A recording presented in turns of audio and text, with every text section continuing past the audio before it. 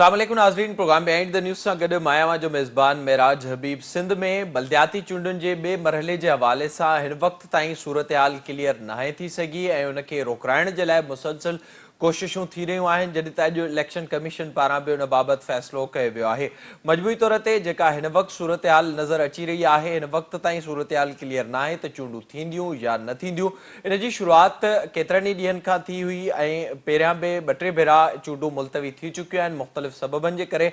ऐं हिन भेरे जॾहिं चूंडुनि जो ऐलान कयो वियो त उन बाबति MQM पारां सभ खां पहिरीं उन ते एतिराज़ वारियो वियो हो ऐं MQM पारां चयो वियो हो त कराची में चूंडूं थियणु न ॾिनियूं वेंदियूं। इन जो सबबु इहो ॼाणायो वियो त जेके पुराणियूं थियल तकबंदियूं आहिनि उन ते MQM खे एतिराज़ आहिनि। काल्ह MQM पारां प्रेस कॉन्फ्रेंस कई वई, उन में चूंडुनि जे हवाले सां सभ खां पहिरियां ॾिसूं था उन्हनि जो छा चवणो अचो त ॾिसूं।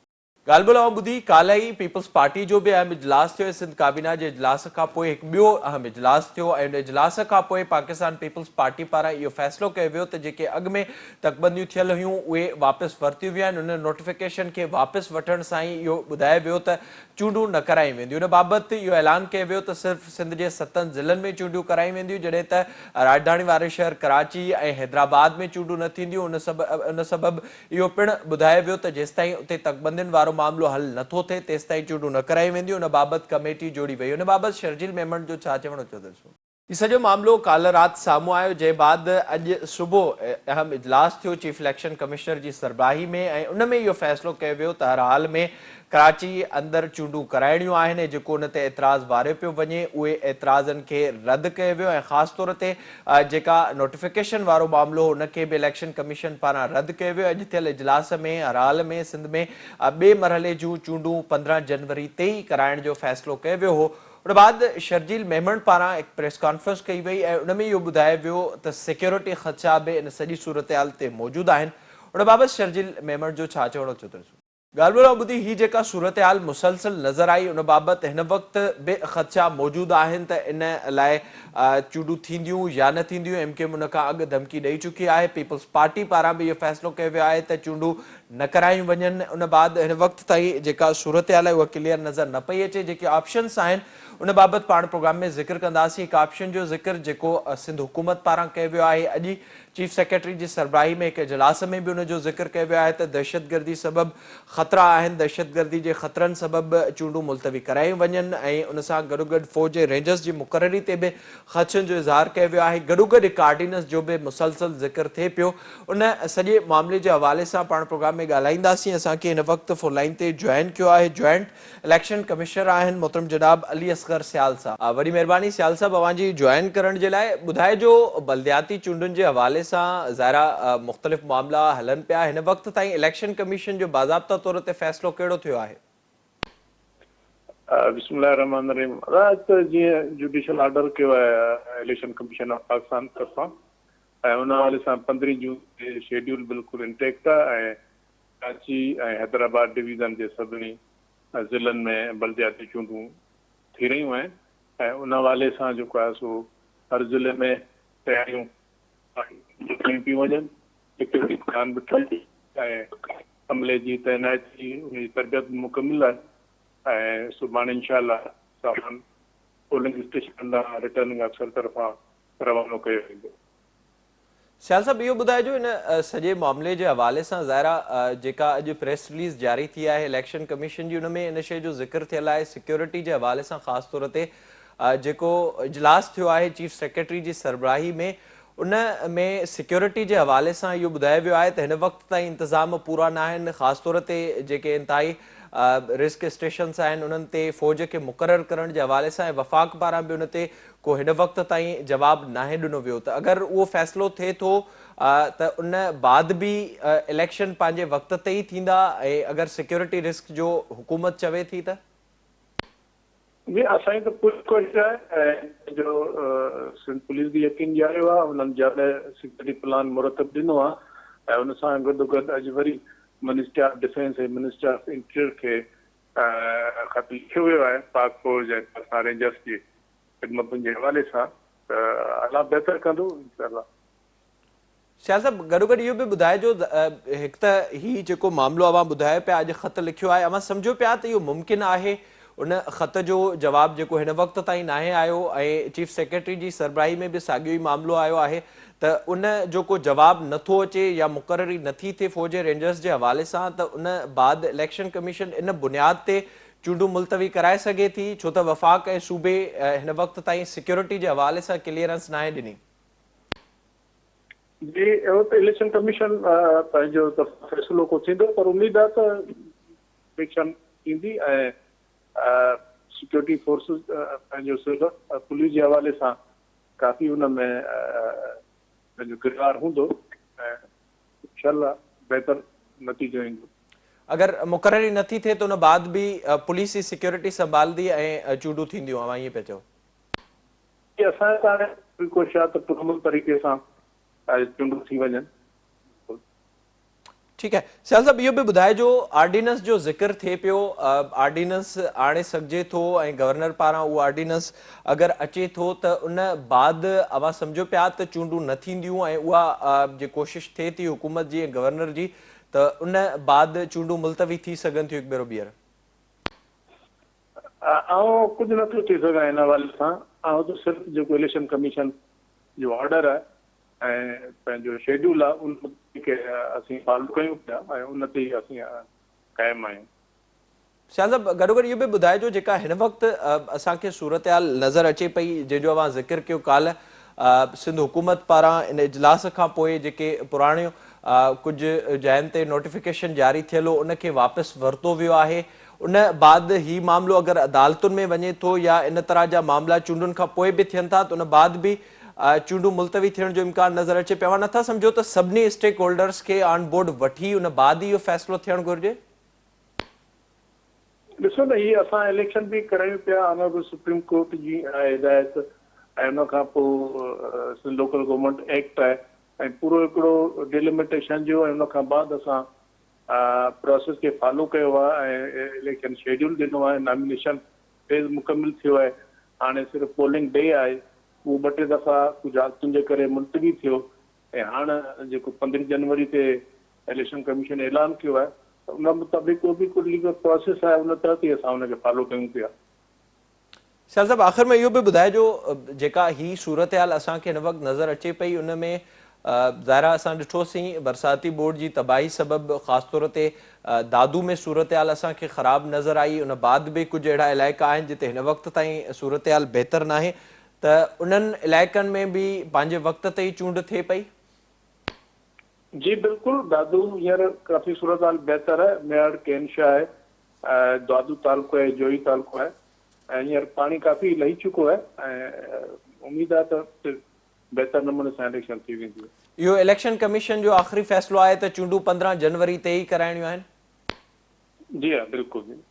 वॾी महिरबानी अवां जी अली असगर सियाल साहब असां सां गॾु मौजूदु हुआ चूंडुनि जे हवाले सां जेका हिन वक़्त ताईं जी सूरत हाल आहे काल्ह सिंध हुकूमत पारां MQM जी जे एतिराज़नि ते वाज़ कयो वियो त उन मामले ते चूंडूं मुलतवी कयूं वञनि ऐं नोटिफिकेशन जेको जारी कयो वियो हो उनखे वापसि वरितो वियो सिंध हुकूमत पारां इन ई मामले ते अॼु जेके डेवलपमेंट साम्हूं आहियूं इलेक्शन कमीशन जो इजलास थियो उन पारां इहो ॿुधायो वियो त चूंडूं पंहिंजे वक़्त ते ई थींदियूं उन बाद इहा ख़बर बि साम्हूं आई MQM जे हवाले सां बि त इन मामले ते अदालतुनि सां बि राब्तो कयो वेंदो ऐं आर्डिनेंस जो ज़िक्र बि मुसलसिल थिए पियो आर्डिनेंस आणण जी बि कोशिशि थिए पई ऐं सिक्योरिटी जे हवाले सां जेके ख़दशा हिन वक़्तु ई मौजूदु आहिनि उन बाबति बि चीफ सेक्रेटरी जी सरबराही में जेको इजलास थियो आहे उन में इहो चयो वियो आहे त वक़्तु तमामु घटि आहे ऐं एतिरे वक़्त में सिक्योरिटी अरेंजमेंट्स जे मामले ते ॾुखियायूं नज़र अचनि थियूं। पाण प्रोग्राम में वधीक ज़िक्र कंदासीं वक़्तु ब्रेक जो असां सां गॾु।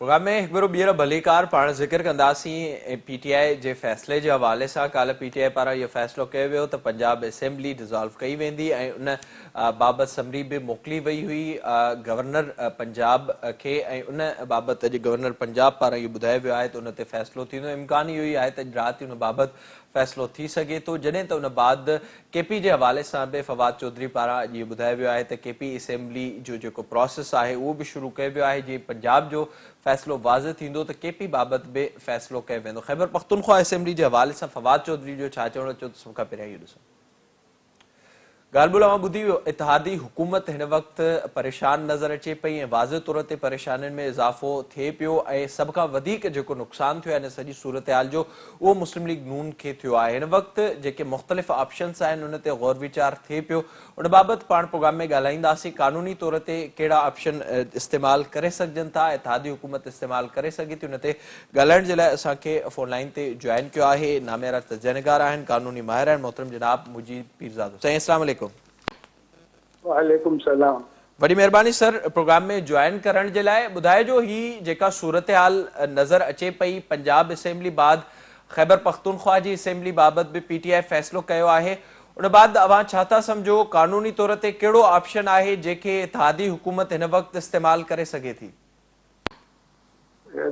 जेको पंजाब जो मामिलो आहे उन्हीअ में त एडवाइस कयो आहे जेको आहे चीफ मिनिस्टर त डिज़ोल्व कई वञे असेंबली ऐं गवर्नर हुन सां बाउंड आहे, उनखे जेको आहे डिज़ोल्व करणी आहे असेंबली, उनजे चवण ते इहो नथो करे ऐं 48 आवर्स में गुज़री था वञनि, माना 2 ॾींहं गुज़री था वञनि त पोइ ऑटोमेटिकली जेको आहे उहो इम्प्लीमेंट थी वेंदो ऐं असेंबली डिज़ोल्व थी वेंदी।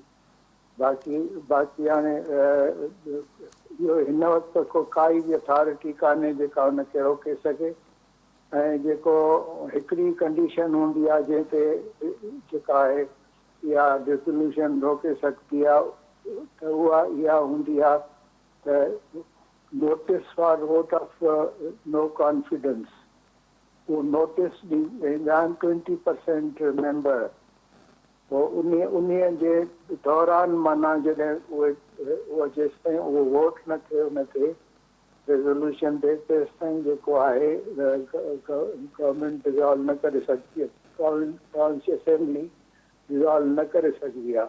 पर उहा लेवल त गुज़री वई आहे कि उहा त हुननि वापसि वठी छॾियो हुयो नोटिस फॉर नो कॉन्फिडेंस, उहो वापसि थियल आहे। हाणे त काई बि माना कुझु कान्हे का ऐं कोर्ट जो मामिलो बि नथो ठहे पियो, छाकाणि क्लियर आहे कॉन्स्टिट्यूशन त जेकॾहिं चीफ मिनिस्टर या कैबिनेट, माना कैबिनेट खे अख़्तियार आहे, ॿिन्ही मां कोई बि जेकॾहिं एडवाइस कंदो हुनखे गवर्नर खे त हुनखे 48 आवर्स में जेको आहे डिज़ोल्व करिणो आहे।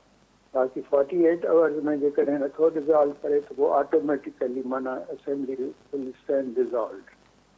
अच्छा सर, इन में इहो ॿुधाइजो ज़ाहिरा जेको अवां ज़िक्र कयो पिया हाणे ऑप्शन घटि नज़र अचनि पिया ऐं ज़ाहिरा जेको तासुर अॼु गवर्नर जो बि मिलियो आहे त इन ई तरफ़ मामला वञनि पिया, असेंबली डिज़ोल्व थियण तरफ़।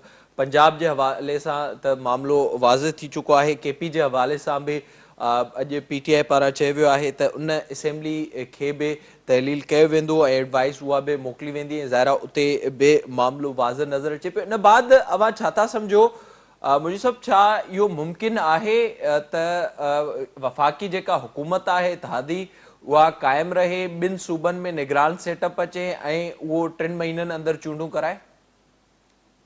न, इहो ॻाल्हि ईअं आहे त जेकॾहिं टे कंडीशन्स हूंदा आहिनि जंहिंमें सुप्रीम कोर्ट जेका आहे नोटिस वठी सघे थी पई, उन्हीअ में आहे त जेकॾहिं ऑर्डर कोई बदनीयती ते ॿधियलु आहे या विदाउट ज्यूरिस्डिक्शन आहे या मेलाफाइडे आहे या कोरम नॉन यूजिस आहे, इहे 3 शयूं हूंदियूं आहिनि जंहिंमें कि सुप्रीम कोर्ट एंटरटेन कंदी आहे, पर उन में वायलेशन ऑफ फंडामेंटल राइट्स हुजणु लाज़मी आहे। हीअ त क्लियर केस आहे, सॼी दुनिया खे नोटिस अॻु में ई ख़बर हुई त जेको आहे डिज़ोल्व करणु चाहिनि था। कोर्ट बि मुंहिंजी इहा स्टेटमेंट ॾिनी वई जेसिताईं पिटीशन हले थी तेसिताईं असां डिज़ोल्व न कंदासीं। त इहा बि ॻाल्हि न आहे त कंहिंखे ख़बर कान पई, अचानक थी वियो, इहो त थियणो हुयो।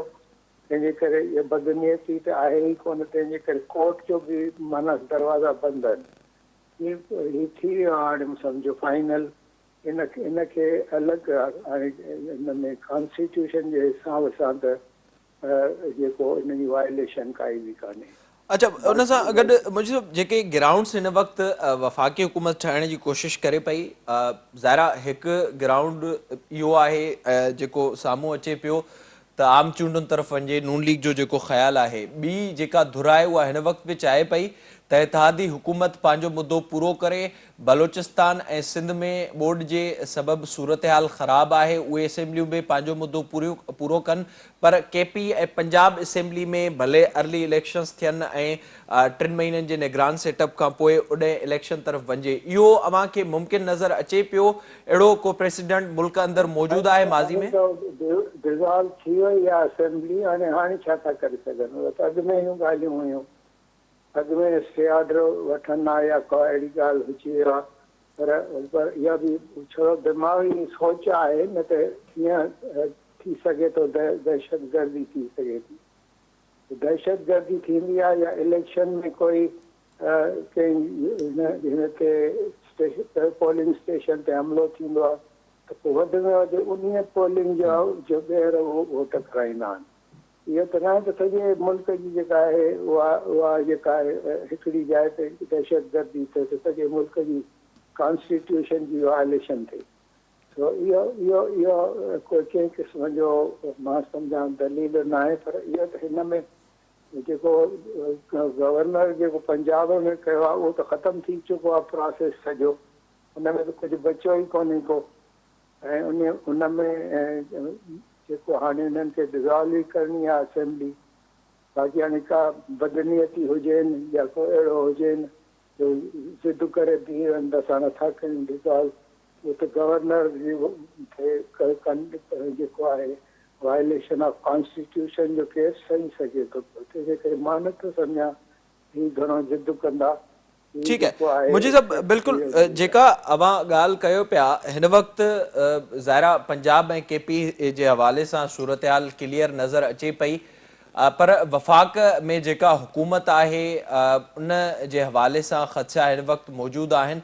अवां सम्झो पिया त ही जेके 2 असेंबलियूं टुटियूं आहिनि उन बाद निगरान सेटअप कुझु ॾींहंनि में अचे थो ऐं उन बाद 2 असेंबलियूं अर्ली इलेक्शन्स तरफ़ वञनि थियूं, त उन खां पोइ वफ़ाक़ में जेका हुकूमत आहे उहो पंहिंजो मुद्दो पूरो करे सघे थी या उहा बाउंड आहे हिननि 2 असेंबलियुनि सां? सूबे जी जेका इलेक्शन आहे उहो वफ़ाक़ सां उहा ॿधियल न आहे। सूबो जेको आहे उहो पंहिंजी जेको आहे कॉन्स्टिट्यूशन में अलॻि हिकिड़ी आइडेंटिटी आहे। सूबो को हुनजे अंडर में न आहे। सूबे खे बि पंहिंजा जेके आहिनि जेके पावर्स आहिनि, जेको सॉवरेनिटी चइबी आहे, त जेका लिस्ट जेका फेडरल लिस्ट आहे उहा ई फेडरेशन वटि हूंदी आहे सब्जेक्ट्स जी, ऐं सूबे वटि बाक़ी जेके बचियल जेके बि पावर आहिनि से सूबनि वटि आहिनि, असां वटि। इनफैक्ट असांजे सूबनि खे जेके आहिनि अख़्तियारात उहे इंडिया जे कॉन्स्टिट्यूशन में घटि आहिनि सूबनि जे लाइ। सो असां वटि हिकु इंडिपेंडेंट आहिनि तक़रीबन सूबा, ऐं चंद सब्जेक्ट्स जेके फेडरल गवर्नमेंट खे ॾिना विया आहिनि उहे सिर्फ़ु फेडरेशन हुन ते रजिस्ट्रेशन करे थी। बाक़ी जेके ॿिया सब्जेक्ट्स अहिड़ा आहिनि जिन में ॿिन्ही जो इंट्रस्ट आहे त उहा लिस्ट अलॻि ठहियलु आहे, जंहिंखे कंकरेंट लिस्ट चवंदा आहिनि। उहे लिमिटेड सब्जेक्ट्स आहिनि, council of common interest J under में आहिनि उन में, ऐं उहा काउंसिल ऑफ कॉमन इंट्रस्ट बि चारई जेके सूबनि ते ॿधियल हूंदी आहे फेडरेशन ते। त इहो अख़्तियार जेको आहे सूबे जो उहो अलॻि सां अख़्तियार आहे, ऐं सूबा जेकॾहिं कोई इलेक्शन थिए थी त ज़रूरी न आहे त उन में असां गॾु जेका फेडरल गवर्नमेंट जी बि इलेक्शन थिए, फेडरल पार्लियामेंट जी।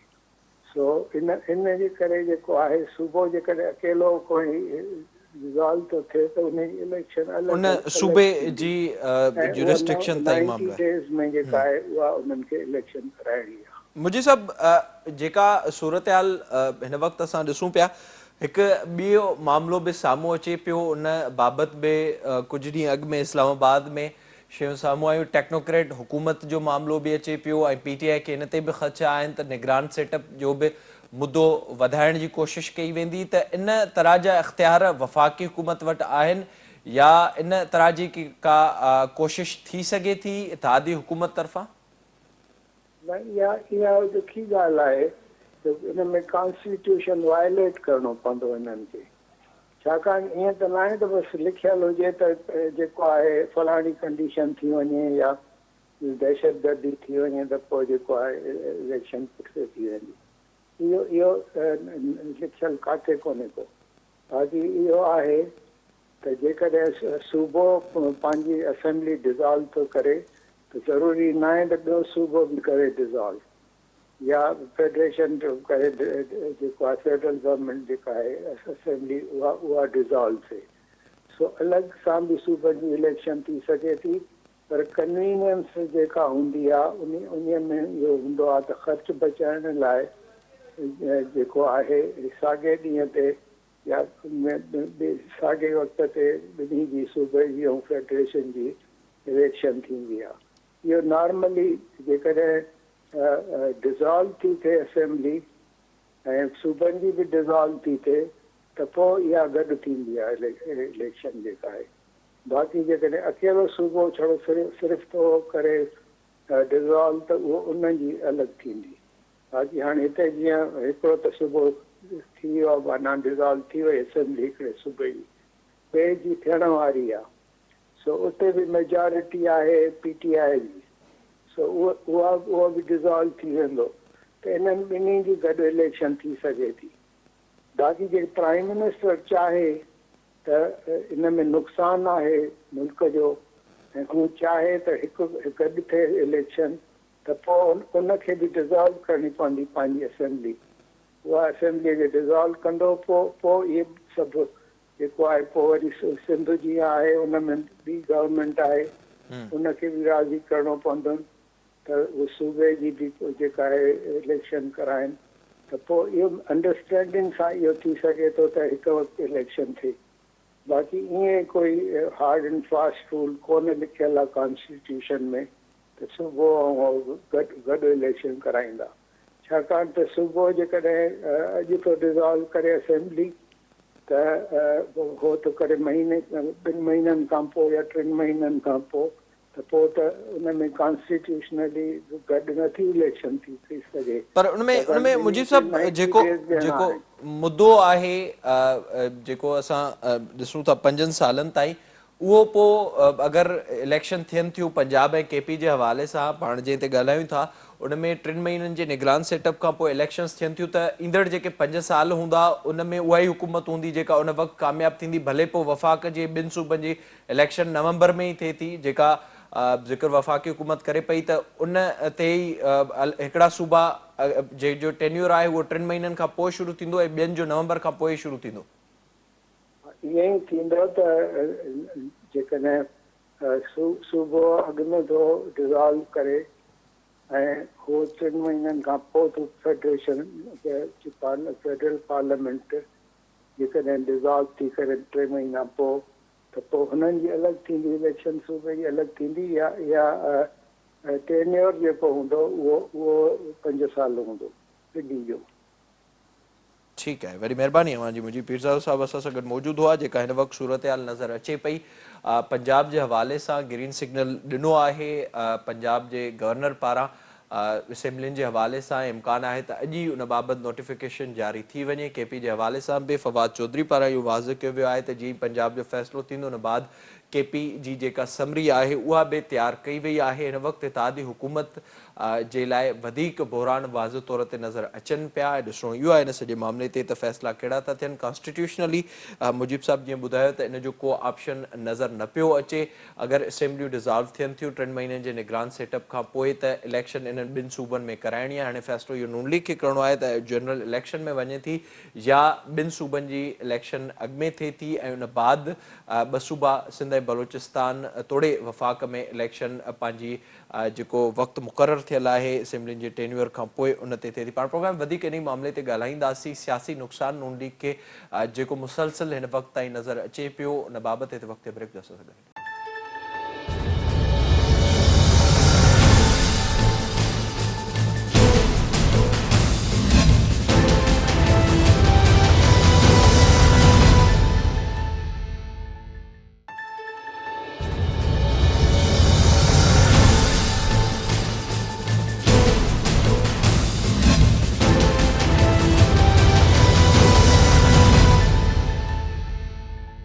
प्रोग्राम में एक बार ॿीहर भलीकार पंजाब असेंबली बाद केपी असेंबली टोड़ण जो भी पीटीआई पारां ऐलान किया वियो आहे। सूरत हाल केॾांहुं वञे पई। नून लीग जी सियासत हिन वक़्तु किथे बीठल आहे, हुन ते ॻाल्हाइण जे लाइ असांखे फोनलाइन ते जॉइन कियो आहे लाहौर मां सीनियर सहाफ़ी ऐं तजनिगार सलमान आबिद साहब। सर जी अस्सलाम वालेकुम।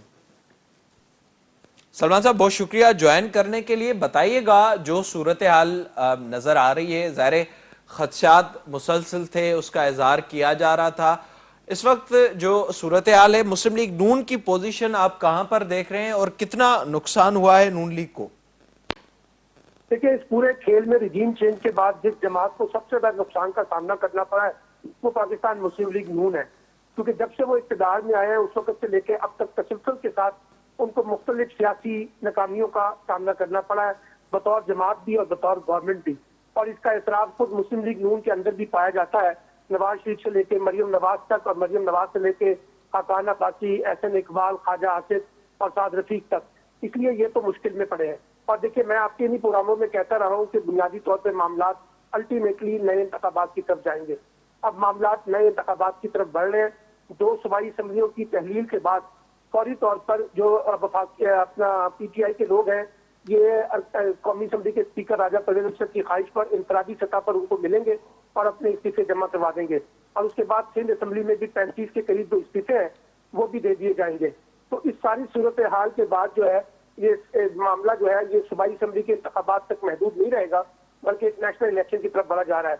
और आज ही की खबर है कि पीटीआई के अंदर ये भी डिस्कशन चल रही है कि सदर मुमलिकत जो है वो शहबाज शरीफ साहब को इत्तेमाद का वोट लेने का कहे, और एमपीएम जो है वो शायद कहते हैं कि हुकूमत से इलाकी का ऐलान कर सकती है, तो फिर एक कौमी असम्बली का मामला भी जो है वो लटक जाएगा। तो इसलिए इस मुल्क के अंदर 65% तक अगर नशिस्तें खाली हो जाए तो फिर बाई इलेक्शन या 2 सूबों के इंतखाबात तक बात महदूद नहीं रहेगी और मामला इंतखाबात की तरफ जाएंगे। अब जितनी जल्दी इन मामला पर कोई इत्तफाक़ी राय पैदा हो जाए तो बहुत बेहतर है, वरना मैं समझता हूँ कि सियासी बहरान जो है वो बदस्तूर बरकरार रहेगा। सलमान साहब, इस पूरी सूरत हाल में जैसे आपने जिक्र किया, ज़ाहिर सबको सबसे ज़्यादा नुकसान मुस्लिम लीग नून को हुआ है। नैरेटिव भी उनका चला गया खान साहब के पास, जो एंटी एस्टेब्लिशमेंट हुआ करता था। हमने देखा शहबाज शरीफ साहब वजीर आजम तो बन गए, पर नून लीग की सियासत को ख़ास तौर पर पंजाब में नुकसान हुआ।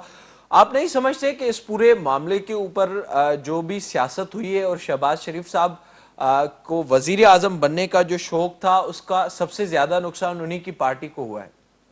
देखिए, अब शहबाज शरीफ को सारा ब्लेम ना दे, नवाज शरीफ को भी ब्लेम दे। नवाज शरीफ के फैसले के साथ ही सारा कुछ हुआ है। आसिफ अली जरदारी साहब भी सारे खेल में शामिल हैं और बाकी जमातें भी शामिल हैं। मुस्लिम लीग नून का जो मामला है ना, ये नहीं होगा कि नवाज शरीफ अपना दामन बचा के सारा मलबा शहबाज शरीफ पे डाल दें। शहबाज शरीफ तो बेचारे कुछ अपना फैसला करने की पोजीशन में ना पहले कभी थे ना अब आइंदा है। यकीनी तौर पर उनको इत्तेमाद में लेकर ये सारा फैसला किया गया होगा और सबक बाग दिखाए होंगे और नवाज शरीफ और मरियम नवाज ने उस पर रजामंदी की होगी। तो इसलिए ये मुस्लिम लीग नून का इज्तिमाई फैसला है जो रिजीम चेंज के बाद उन्होंने किया।